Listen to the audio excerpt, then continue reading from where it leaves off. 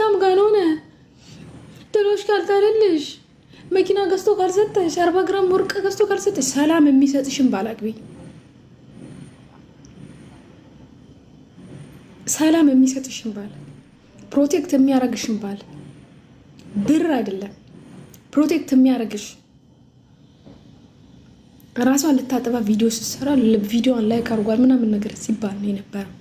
ሰው ፕሮቴክት የሚያረግሽ፣ አይዞሽ የሚልሽ፣ ሰው ሲነሳብሽ ከጎንሽ አለውልሽ የሚልሽ፣ በማንኛውም ሁኔታ ከጎንሽ የሚቆም መከታ የሚሆን ባል ነው የሚያስፈልግሽ። እንደዚህ አርግልሽ እንዲህ አብረን እንለበጣለን ብላችሁ ተራርስታችሁ ምናምን አንዳንድ ሰዎች ይሄ ምክር ሲመክሩ ነበር ሰሞኑን። ከወንድ ጋር አብረን መለወጥ የለም ምናምን። ገንዘብ ይመጣል፣ ገንዘብ ይመጣል።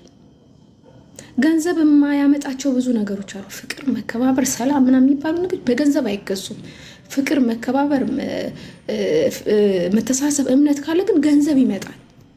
ማስቀደም ያለባችሁን ነገር አስቀድሙ። ቡሊ እየተደረግሽ ወርቅ ቢያደርግልሽ ምን ጥቅም?